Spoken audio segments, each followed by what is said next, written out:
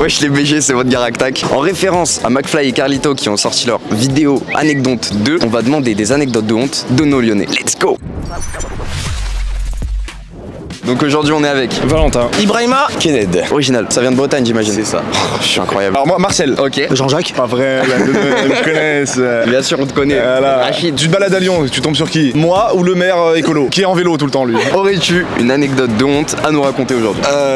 Non, c'est en première, donc il y avait le Covid, donc on était en semaine de confinement et de ça. C'était à l'époque avec une meuf, donc on s'envoyait un peu des nudes machin. Pas forcément classe vu que c'était ma meuf, j'en avais un peu rien à foutre. Ça parle dans le groupe de classe, donc vas-y j'ouvre le nude, je me dis vas-y c'est quoi? Vas-y je m'en fous, donc j'appuie sur l'appareil photo pour répondre, le nude que je venais d'ouvrir. On voit voilà vraiment gros flash, pas du tout classe. J'avais vraiment mes bagues, donc tout le monde les connaissait. Vraiment sur la photo c'était sûr que c'était moi. Je vois meuf ouvert et je fais putain bizarre j'ai répondu pourtant. Et je vois à l'instant remis dans le groupe de classe, je suis tombé dans les pommes. J'ai appelé ma meuf direct et tout. 3 jours après c'était la rentrée. Et En plus. oui, je rentre et j'étais en retard le matin à 8h. Donc je rentre dans la classe, tout le monde qui fait un.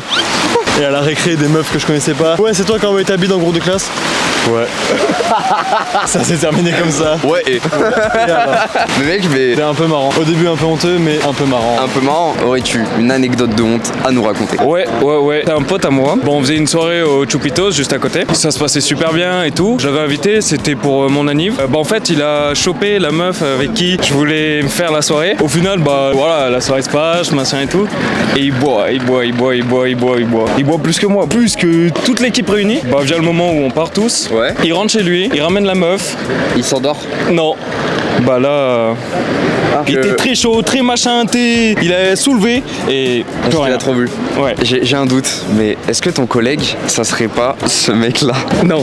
Oh non, mon non. Dieu, ça aurait été incroyable. On était avec Cher des Poètes au Boston, juste à côté là. On commence à boire, bien boire. Et à un moment donné, la soirée arrive et je vais commander 2 bières, je les prends cul sec, etc. La soirée se finit.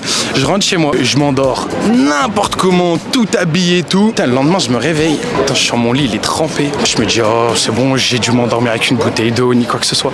Non, je me suis littéralement pissé dessus en pleine nuit avec je sais pas combien de grammes d'alcool dans le sang. Du coup, je me réveille et tout. J'appelle un pote, je lui dis, comment on fait pour faire sécher et tout ça? Je dis, je sais pas, bah t'as qu'à prendre du sel et tout. Et j'ai passé peut-être 45 minutes avec mon sel comme ça Avec sur le matelas. Avec mettre du sel sur mon matelas comme ça en me disant, ouais, ça va sécher, ça va être bien. De la neige là. Moi, c'est une daronne qui m'a dit ça parce que c'est la mère de mon pote qui était là en même temps. Je lui ai dit, bon, bah écoute, plus honte de rien à partir de ce moment-là. Je me suis fait afficher par tous mes potes. Mais bon, ça va, hein, c'est la vie. Mais tu continues à boire autant? Ouais, je me dis, t'as vu, il y a une fois, c'est bon, j'étais dans mon rêve en train de pisser, ça arrive à tout le monde. Peut-être pas à 21 ans, mais voilà. J'en suis pas fier non plus, mais je l'assume. C'est un jour, je sortais de chez ma tante, tu vois. Et je vois, il y a un chien, tu vois, je commence à marcher tranquille et tout. Pensez, tu vois, je vois, il y a un chien. Il se stoppe, tu vois, moi je cours pas, tu vois. Quand tu vois un chien, si tu cours, il va te courser, tu vois. Donc je le regarde, il me regarde, je le regarde, il me regarde. Moi, j'essaie de faire un pas pour partir. Il me suit, il fait même pas où partir. Je fais quoi? C'est bizarre, tu vois. Moi, je fais comment? Je commence à courir, tu vois. Et du coup, on commence à courir, on commence à faire des tours de voiture, je te jure. Des tours de voiture, parce que le problème, c'est que si je partais de ce côté-là, tu vois, il allait me courser, il allait me rattraper. Avec que la voiture qui pouvait bloquer, tu vois. Ouais, je me dis, bon, j'ai pas 10 000 choix. Au bout d'un moment, faut que je rentre chez moi, tu vois. Du coup, je commence à courir, tu vois. Il y avait un petit trottoir là, tu sais, les trottoirs avec t'as un peu de terre là après là. Okay. Et je cours vers le trottoir et je me prends le trottoir, tu vois. C'est-à-dire, je tombe. Moi, je me dis, c'est la fin. Le chien, il va me grailler, tu vois. C'est un gros chien? Non, si, ouais, c'est un gros chien en plus. Et du coup, si tu veux, en gros, j'avais pris du pain de mie chez ma tante, tu vois, parce que j'avais faim, tu vois, je mangeais et tout. Mon pain de mie s'envolait. Et je vois, c'est pas quoi, le chien va chercher le pain de mie.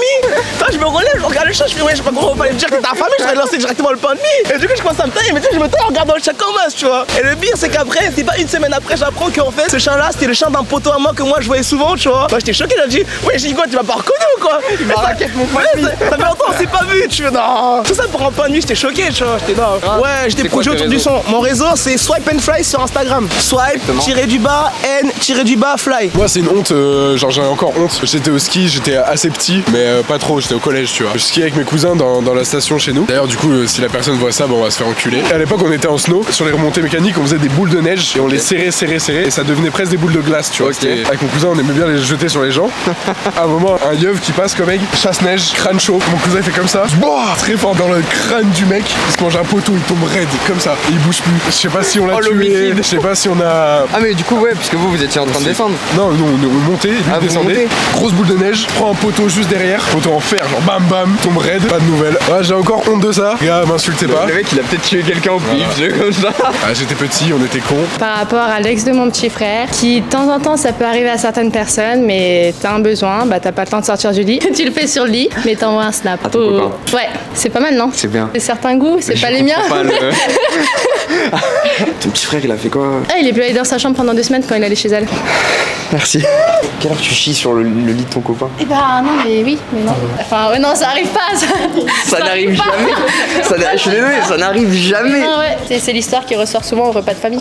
Du coup, j'en ai une grosse par rapport à justement mes études. En stage en hôpital, je vais appeler. Pour moi, c'était une patiente. Et du coup, je vais appeler cette personne. Donc, je dis son nom, je dis madame, machin. Cette personne arrive. Jusque-là, je me dis, bah c'est bon, c'est une dame. Cette personne paraissait être quand même vachement masculine pour une femme. Du coup, je l'emmène en salle de préparation pour qu'elle puisse se changer et pour faire passer une radio, justement. On demande aux femmes, est-ce qu'elles ont un risque d'être enceintes? Parce qu'avec les rayons, ça peut être un petit peu dangereux. Je lui demande si elle a un risque d'être enceinte. Et là, cette personne me regarde super bizarre. Elle me dit, bah non. Et je vais préparer la salle. Je rentre le patient je rentre le programme. Et là, il y a le sexe qui apparaît, sexe masculin. En fait, tout le long, c'est un homme. Et j'ai cru que c'était une femme. Aurais-tu une anecdote de honte? Ouais, bien sûr. Attention, c'est très sale, hein. On s'en bat les couilles. Oui, bien sûr. J'en ai rien à foutre, moi. Je suis plus assez après au niveau de la honte sur internet. Je me rappelle que j'étais en tacos dans ma vidéo, donc. Bon, alors une fois, je vais à la fête foraine. Non, à la Vogue. Ici, on dit la Vogue. À la Croix-Rousse, à la Vogue des Marrons. Et je vais avec un pote, mais j'avais envie de chier en fait avant d'y aller. Et j'y suis pas allé. Vous connaissez déjà la chute, mais elle est très très belle. Et j'avais grave envie de chier. Et je vais dans le truc des palais des glaces là. Et à un moment, il y a un escalier comme ça. Et moi, à cette époque-là, j'avais 17-18 ans. Et mon jeu, c'était de péter sur mes potes. Voilà, on a des jeux, on a les jeux qu'on a. Qu'est-ce que tu veux que je te dise? Et en fait, on monte sur les escaliers et lui, il monte derrière moi. Là, tu sais, les escaliers qui font comme ça, là, tout le monde reconnaîtra. Et il monte sur le truc comme ça. Et je vois qu'il se monte derrière moi. Et je me dis, je vais lui péter dessus. Sauf que j'avais grave envie d'y.